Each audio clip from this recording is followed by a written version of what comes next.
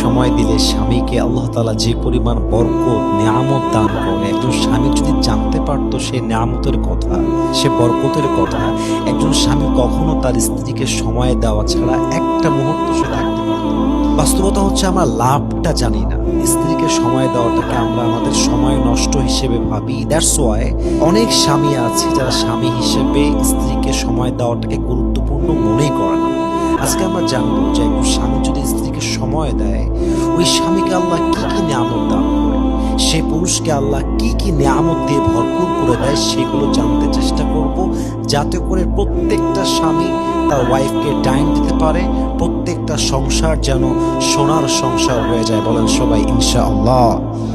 Number 1, প্রথম কথা আমি বলতে চাই সবাইকে, ওয়াইফকে সময় দেওয়া এটা ওয়াইফের উপর দয়া করা নয়, এটা ওয়াইফের অধিকার, এটা হচ্ছে হকুল ইবাদ। একজন স্বামী যদি তার ওয়াইফকে সময় দেয় এর মানে স্বামী দয়া করছে, ইটস নট লাইক দ্যাট। এটা ওয়াইফ ডিজার্ভ করে, এটা ওয়াইফের রাইট, এটা ওয়াইফের অধিকার। আপনি যদি ওয়াইফকে সময় না দেন, ঘোরাতে না নিয়ে যান, কিছু খাবার কিনে না দেন, গিফট না দেন, প্রপারলি টাইম না দেন, এটার জন্য কিয়ামতের দিন আপনাকে প্রচন্ড পরিমাণে হিসাবের কাঠগড়ায় দাঁড়িয়ে হিসাব দিতে হবে। কেন দেওয়া লাগবে? কারণ এটা হকুল ইবাদ, এটা বান্দার হক। আল্লাহর হক হচ্ছে নামাজ, রোজা, হজ, যাকাত। যদি আপনি পালন করতে না পারেন, আল্লাহ চাইলে আপনাকে মাফ করতে পারেন, কারণ এটা আল্লাহর হক।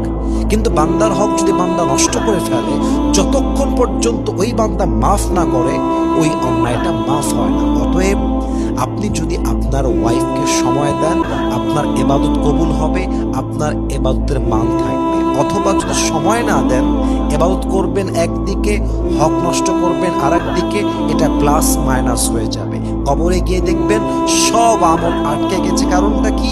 কারণ আপনি আপনার ওয়াইফের হক নষ্ট করেছেন। এটা কিন্তু মারাত্মক সেন্সিটিভ ব্যাপার, এটা না বুঝলে আপনার জীবনটা বৃথা হয়ে যাবে। বান্দার হক এটা বড় সেন্সিটিভ বিষয়। এজন্য আপনার ওয়াইফকে যদি আপনি প্রপারলি টাইম দিতে পারেন, আপনার ইবাদতকে আল্লাহ তাআলা কবুল করবে। বলেন সবাই সুবহানাল্লাহ।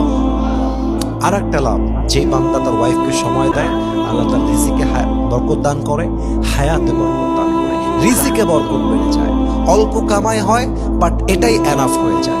দেখবেন অনেক মানুষের কামাই অনেক বেশি, বাট রিজিকে বরকত নাই। এই আনে এই শেষ, ডান হাতে আনে বাম হাত দিয়ে উড়ায় দেয়। লাখ লাখ টাকা বেতন, লাখ লাখ টাকা ব্যবসায় লাভ, কিন্তু কি হচ্ছে? দিন শেষে অভাব হয়ে যায়, শর্ট পড়ে যায়। কারণ কি? রিজিকে বরকত নাই। কিন্তু যেখানে স্বামী স্ত্রীর মিল মহব্বত আছে, যেখানে স্বামী তার ওয়াইফকে প্রপারলি টাইম দেয়, সেখানে আল্লাহ রাব্বুল ইজ্জাত ওয়াল জালাল স্বামীর রিজিকে এত বরকত দান করে যে স্বামী কখনো কল্পনাও করে উঠতে পারে না। সুবহানাল্লাহ পড়বেন না আপনারা সবাই?